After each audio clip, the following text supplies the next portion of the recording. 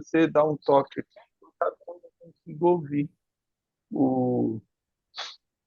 Você dá um toque no celular, daí eu dou uma olhada aqui, né? Então, beleza. Ó, então, vamos... Tá certo então, né? Dá um joinha aí. Ó, Apocalipse 3:17. Beleza. Então, vamos lá. Ele termina aí, ele vai falar. Jeremias 17:5. Isso aí, vamos lá. Jeremias 17:5. Jeremias 17:5. Daí a gente vai falar sobre essa questão que eu não preciso de coisa alguma. Assim como foi aquele homem, né, que construiu, a gente falou, um celeiro e acreditava nele mesmo. Assim diz o Senhor, maldito homem que confia no homem, faz da carne mortal o seu braço e aparta o seu coração do Senhor. Ou seja, ele faz da sua força aí a sua vitória. Eu conquistei, eu fiz, eu consigo, e esquece de glorificar a Deus. E aí nem sabe que é um infeliz. O verso 17 continua aí. Salmo 1, verso 6, vamos lá para Salmo capítulo 1. O Salmo 1, ele vai falar exatamente isso. E aí, quando chega no verso, pode ser até anterior, o verso 3. Vamos lá para o verso 3, 4, aliás, isso.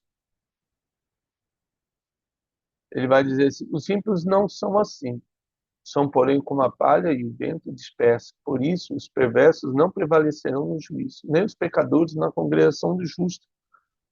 Pois o Senhor conhece o caminho do justo, mas o caminho do ímpio perecerá.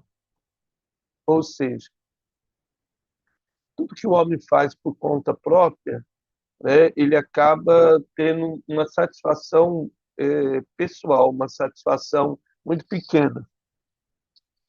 E essa satisfação, que é imediata, que é passageira, não vai trazer. Por isso que em Apocalipse 3:7, quando 17, o Senhor Jesus, João escreve, ele vai falar, né? E nem sabes que tu é infeliz. Porque, como disse Salomão, tudo isso aí, ó, foi correr atrás do vento, foi perda de tempo. Na verdade, ele continua, né? Não sabe, não só sabe que é infeliz e que é pior, é miserável. Ou seja, Romanos 7:24, 25, vamos lá para Romanos 7:24, 25. A pessoa que confia nela mesma é uma pessoa miserável, uma pessoa que não é muito passageira, é como o orvalho do dia que logo se dissipa, como diz Pedro. Né? E o Romanos 7:24, 25, ele diz: desventurado homem que sou, quem me livrará do corpo desta morte? O apóstolo Paulo falando, né? Graças a Deus por Jesus Cristo, nosso Senhor, de maneira que eu de mim mesmo, com a mente, sou escravo da lei de Deus, mas segundo a carne, da lei do pecado. Então, se a gente voltar para trás, pode voltar ao verso 20, Gustavo, fazer um favor, ele vai falar assim, ao verso 21 a 21. Ó. Então, ao querer fazer o bem, encontro a lei de que o mal reside em mim. Ou seja, a lei traz isso na nossa mente. Não matarás, não roubarás, não cobiçarás, não mentir, não adulterarás, honra teu pai e tua mãe, toda a lei ali, né? Honra o Senhor teu Deus de todo o coração, de toda a tua alma, de todo o entendimento, e ao teu próximo como a ti mesmo. E quando a gente não consegue fazer isso, aí a gente vê, como diz o apóstolo Paulo, miserável homem que sou, porque no tocante ao homem interior tenho prazer na lei de Deus, mas vejo nos meus membros, no corpo, outra lei, que está guerreando contra a lei da minha mente, que faz prisioneiro da lei do pecado, que está nos meus membros, nas mãos, nos olhos, nos braços, no ouvido. Aí o apóstolo Paulo vai falar: desventurado homem que sou. Quem me livrará deste corpo, desta morte? Porque o salário do pecado é a morte. Uma vez entregue à morte, é ao pecado, o nosso destino é a morte. Mas graças a Deus, por Jesus Cristo, nosso Senhor, de maneira que eu de mim mesmo, com a mente, sou escravo da lei de Deus, mas segundo a carne da lei do pecado. É, A lei da carne nos leva a pecar. A lei de Deus nos leva a ser justificados por Deus. Miserável, pobre, como diz Apocalipse. Vamos lá para Lucas 14, 13 e 14. Lucas 14, 13, 14. Né? Lucas 14, 13, 14. Aí. Antes, ao dar-lhes um banquete, convida os pobres, os aleijados, os coxos, os cegos, será bem-aventurado pelo fato de não terem eles com quem recompensar-te. A tua recompensa, porém, tu a receberás na ressurreição do justo. Então, nossa recompensa, ela vai vir lá. Né? Todos os pobres são chamados de Deus. Mateus vai falar, né, que nós devemos a bem-aventuranças, felizes aqueles que são pobres de espírito. Provérbios 14, 31, vamos lá para Provérbios 14, 31. Provérbios 14, 31. O que oprime o pobre insulta aquele que o criou, mas a este honra o que compadece do necessitado. Então, se há um julgamento crucial hoje, esse julgamento está na mão dos políticos. Por quê? Os políticos que têm a autoridade de aliviar o jugo que todo ser humano, todo cidadão tem. E, ao invés disso, pela ganância, pelo desejo, acaba oprimindo todos os pobres, e não só todo cidadão, em busca dessa ostentação. Mal sabe eles que eles estão debaixo desse texto de Provérbios, porque toda vez que há um aumento de imposto, que vai prejudicar a vida do ser humano, uma vez que a gente sabe que, em especial, vamos falar do Brasil, que é o que a gente conhece, tem de sobra, né? São Paulo, São José, mas aí o aumento dos impostos, aí, das taxas, tudo acaba oprimindo e não permitindo que o cidadão consiga ter uma vida melhor. E uma hora Deus vai cobrar isso. Na verdade, já está cobrando. É que a pessoa como diz o próximo texto, não só é miserável, mas é pobre de espírito, mas como também o pobre de espírito aqui não é o de Mateus, mas pobre porque não olha as coisas de Deus. E cego também. Mas antes de ler, vamos ler Lucas 14, 26, falando ainda dessa miséria. Lucas capítulo 14, verso 26. Lucas 14, verso 26.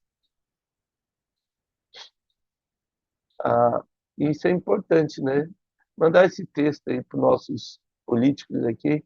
No verso 26. Se alguém vem a mim e não aborrece a seu pai, a sua mãe, a mulher, os filhos, irmãos e irmãs, e ainda a sua própria vida, olha só, aborrecer a sua própria vida, não pode ser meu discípulo.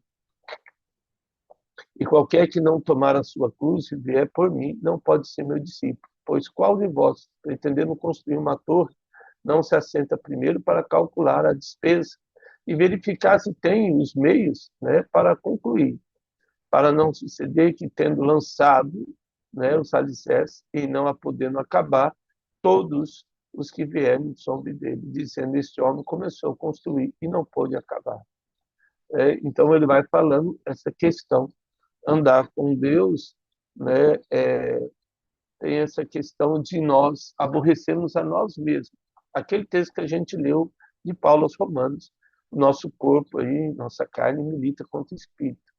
Mas além da igreja de Laodiceia ser uma igreja miserável, uma igreja pobre nos valores, era uma igreja que ficou cega pelo pecado. Segundo Coríntios 4, verso 3, vamos lá, segundo Coríntios 4, 3.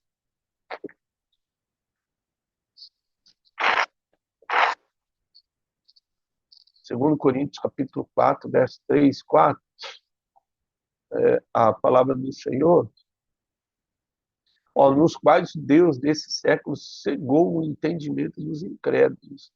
E aqui, essa questão da incredulidade, seja ela qual for, não acreditar na presença de Jesus, não acreditar nos milagres de Jesus, não acreditar que Deus irá nos julgar, não acreditar que Deus vê o que nós fazemos durante o dia, não acreditar que existe uma necessidade de mudança, né? Cegos de entendimento para que não lhes para que lhes não resplandeça a luz do evangelho da glória de Cristo, o qual é a imagem de Deus. Ou seja, esses homens acabaram ficando cegos, e às vezes até nós, a saber, Pedro, quando foi, Jesus falou que ia morrer, e Pedro falou, não, né?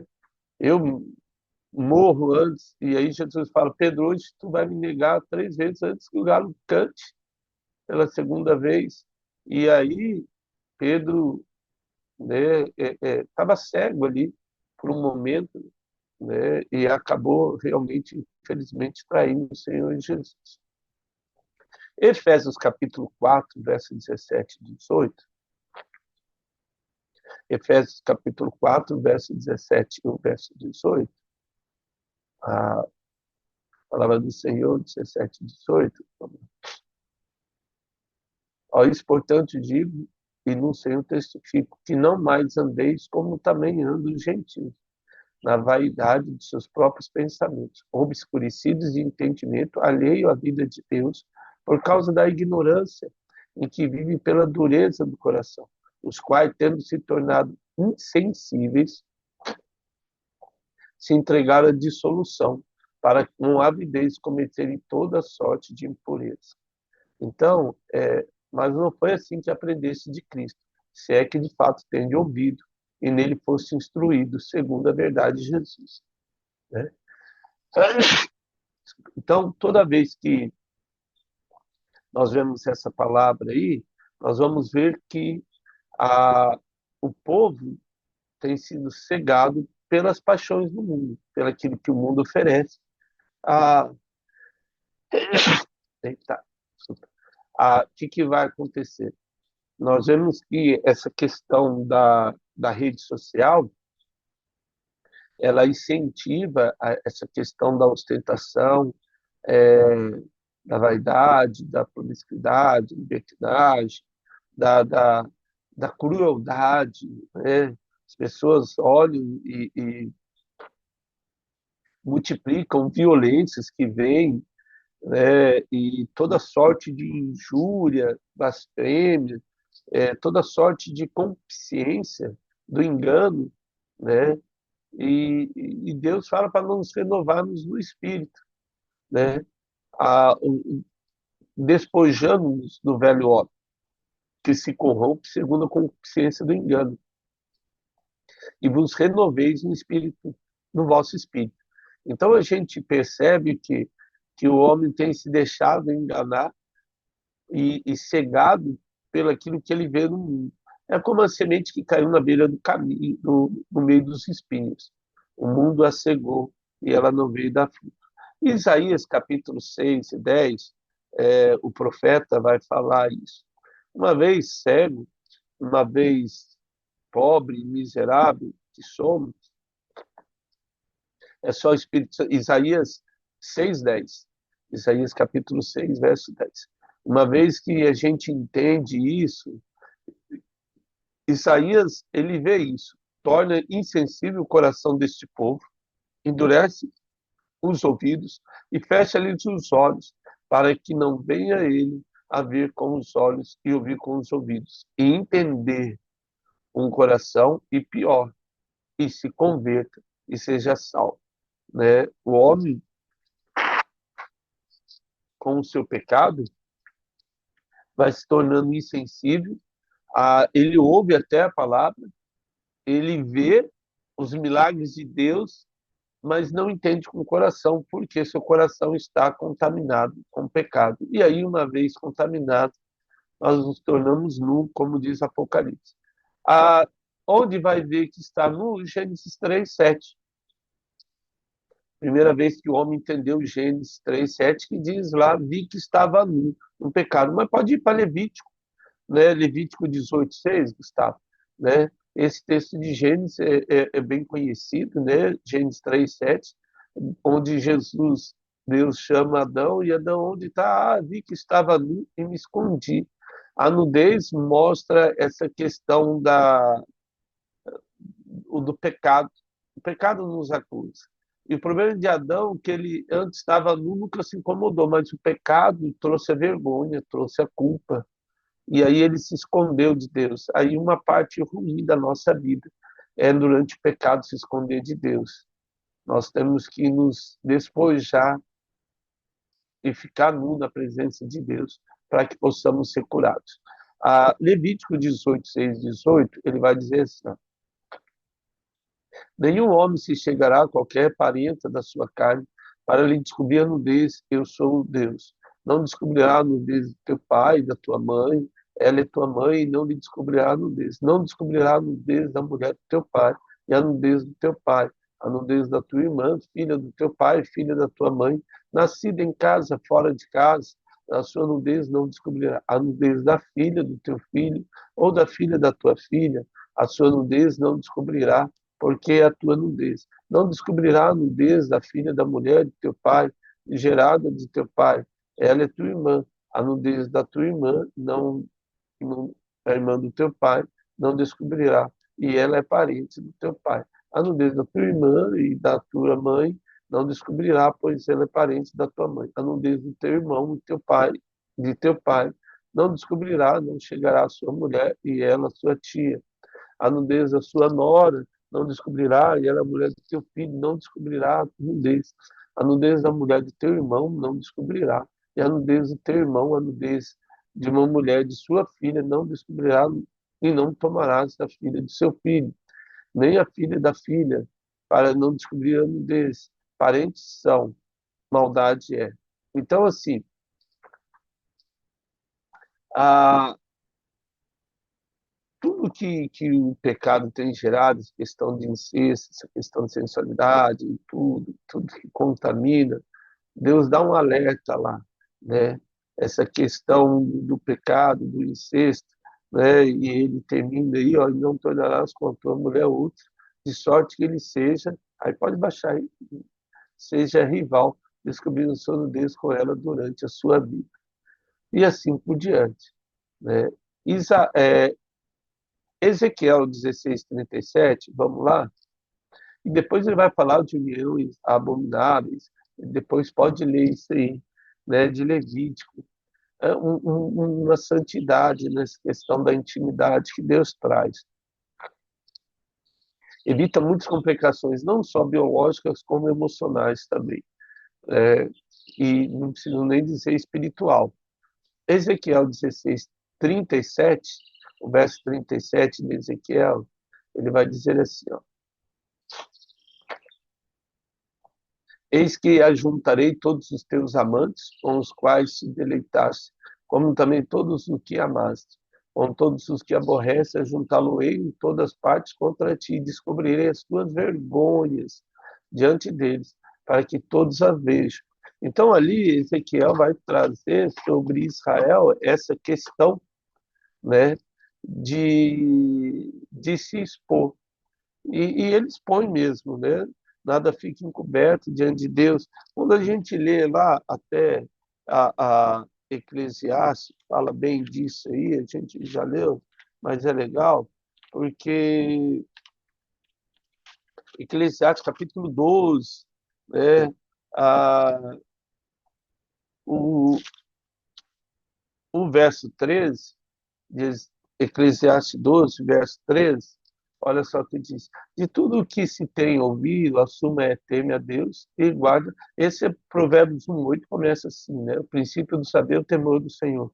Teme a Deus e guarde os seus mandamentos, porque isto é o dever de todo homem, porque Deus há de trazer a juízo todas as nossas obras. Lógico, até que estão escondidas. Tudo vai ser revelado, quer sejam boas, quer sejam más. Então, a igreja de Laodiceia é uma igreja miserável, uma igreja pobre, uma igreja cega, e ela estava nu e nem percebeu. Uma pena isso. Aí ele continua no verso 18 de Apocalipse 3:18. Deus ainda ele é muito, é, como diz é, a palavra, tardio em irar-se, né? O salmista vai falar que Deus é tardio em irar-se. Ele vai dizer: aconselho-te que de mim compres ouro refinado. Então, a igreja, ó, ouro refinado pelo fogo para te enriquecer, vestiduras brancas para te vestires, a fim de que não seja manifesta a vergonha da tua nudez, e colírio para ungir os olhos, a fim de que veja. A cidade de Laodiceia, em especial, era uma cidade que ela tinha vários bancos, né? Ela trocava, era uma cidade forte em câmbio, né? Trocava moedas de outras é, reinos, tinha uma produção de lã muito forte, ela fazia tecidos, tinha artesãos de tecidos e remédio, tinha muito alquimistas na igreja de Laodiceia. Então, essa questão da alquimia, né, por causa do colírio, por isso que o apóstolo Paulo vai falar sobre vestiduras brancas, fazendo uma alusão à riqueza dela, à produção de lã e à produção de remédios que ela tinha. Então, quando chega no verso 18, ele fala: aconselho-te, e aí Provérbios 11, 14, vamos lá. O conselho sempre é algo bom. Se alguém nos dá conselho, Provérbios 11, verso 14, é alguém que realmente se importa com nós e fala: olha, é, vamos para cá. Porque o conselho não vem em julgamento, nem a condenação, mas olha, esse não é bom caminho. Não havendo sábia direção, cai o povo, mas na multidão de conselheiros há uma segurança. E Tiago 1,5, vamos lá para Tiago 1,5, isso é importante porque às vezes a gente realmente precisa aí de um confidente, alguém, 30 semanas é bom por causa disso, né? O ministério da igreja da cidade, e aí ele traz isso. Tiago 1,5, Tiago capítulo 1, verso 5. Ó, se porém algum de vós necessita de sabedoria, peça a Deus, que em todas dá liberalmente, nada lhe impropera. E se ele há concedido, ou seja, peça porém com fé e nada duvidando, porque o que duvida é semelhante ao do mar, impelido e agitado pelo vento. Não suponha esse homem que alcançará do Senhor alguma coisa, né? Homem de ânimo novo, inconstante em todos os seus caminhos, né? Tem que pedir, crer e andar nesse caminho aí. Não, eu não sei se isso é ou não é, então peça ao Senhor. E Deus vai responder, porque é uma promessa, né? Você pediu e ele vai responder. 1 Tessalonicenses capítulo 5, verso 11, vamos lá para 1 Tessalonicenses 5, 11, né? 1 Tessalonicenses 5, verso 11. Consolai-vos uns aos outros e edificai-vos reciprocamente, como também estáis fazendo. Ou seja, o nosso papel aí é nos unir um com o outro, aconselhar, direcionar. Romanos, 1 Coríntios ainda 3,16, vamos lá para 1 Coríntios 3,16, né? 3,16, ele vai falar, ó, no verso 16. Não sabeis que sois santuários de Deus e que o Espírito de Deus habita em vós? Então, assim, o Espírito de Deus habita em nós e a gente tem que cuidar desse templo que é o nosso corpo, que está no Senhor. E aí ele fala: aconselho-te que de mim compres, né, ouro refinado. João 14, 13, vamos lá para João 14, 13, né? E aí, João capítulo 14, verso 13, 14, verso 13, ele vai dizer assim, né? O verso 3. Em tudo quanto pedides em meu nome, isso farei, a fim de que o Pai seja glorificado no Filho.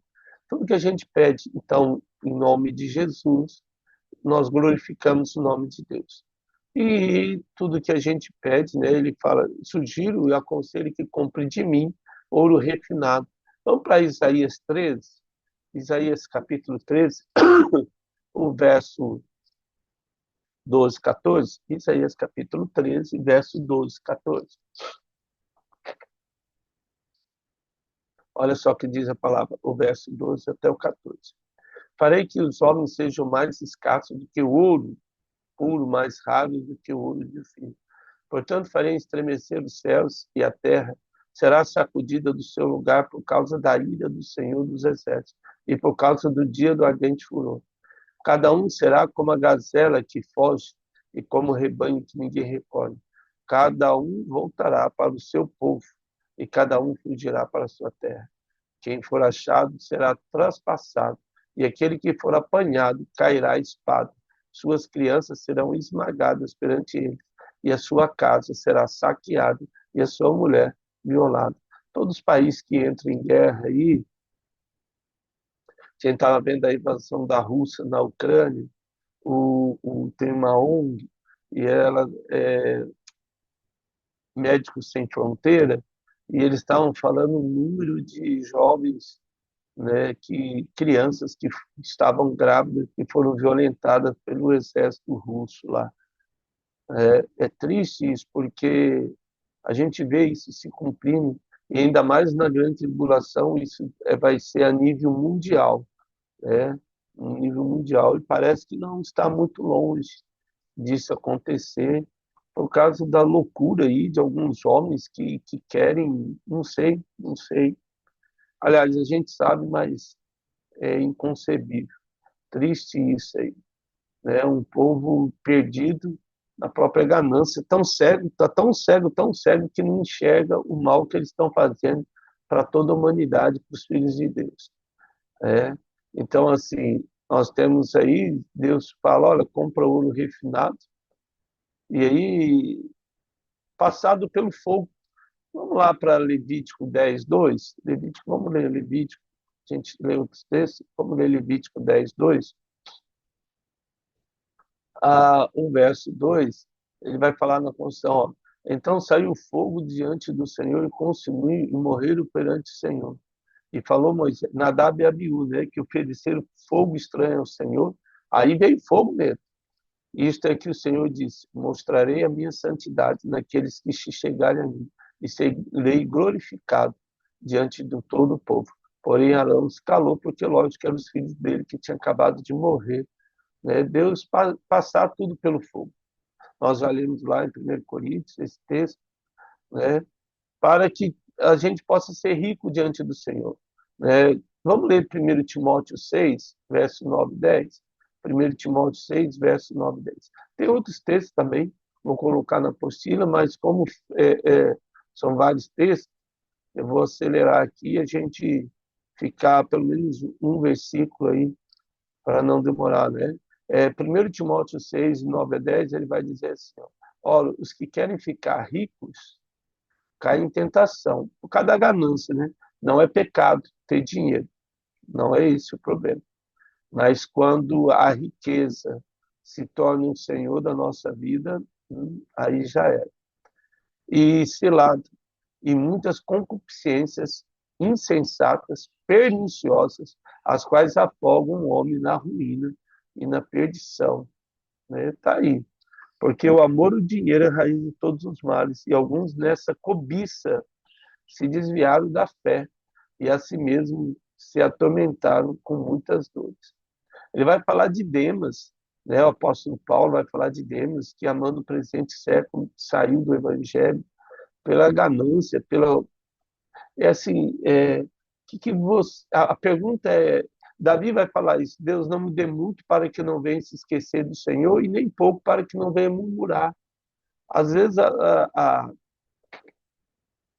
pessoa junta tanto e não usufrui da vida com Deus, porque Deus nos permitiu isso, sei lá, é difícil falar, porque às vezes a pessoa fala, olha, falta tantas coisas, mas assim, Deus manda a gente cuidado com essa ganância, porque tão pouco precisa para viver uma vida feliz, né? As pessoas às vezes não são felizes porque ela está sempre, nossa, agora eu preciso comprar isso, agora eu preciso comprar aquilo, nossa, eu não tenho isso, eu preciso comprar aquilo. Então fica uma vida inteira correndo atrás de alguma coisa e não usufruiu daquilo que Deus tem, né? E aí amanhã a gente vê sobre essa questão das vestiduras brancas. Que Deus possa continuar nos abençoando nesse dia. Agradeço aí os irmãos. Obrigado, Gustavão. Está sempre aqui me ajudando aí, que Deus abençoe e multiplique cada dia mais na sua vida, na vida da Ana, aquilo que Deus tem para vocês como família, né? E a todos nós, que possamos, em nome de Jesus, enxergar, né? E nos deixar despidos na presença do Senhor, para que possamos ser curados no poder de Jesus. E que o nosso maior desejo seja a glória de Deus e não a nossa mesma. Como diz a canção, né, que ele cresça e nós possamos diminuir, né, em nome de Jesus. Ó Pai, eu quero agradecer por essa manhã, por este dia que o Senhor nos traz, a alvorada do Senhor, que o Senhor nos traz aí a oportunidade de começar algo novo, ó Deus, uma primavera nova. Ó Deus, venha trazer a chuva que rega a nossa vida, que venha limpar os nossos corações e gerar vida em nós. Gere vida em nós, que agrade o teu nome, que eu lhe peço em nome de Jesus. Gera vida naqueles que estão no nosso lado. Possamos transbordar a água, como diz o Evangelho de João, capítulo 4. Rios de água viva fluiriam de dentro de nós para regar aqueles que estão perto de nós, no nome de Jesus. Amém. Amados, que Deus abençoe nossa vida nesse dia abençoado, em nome de Jesus.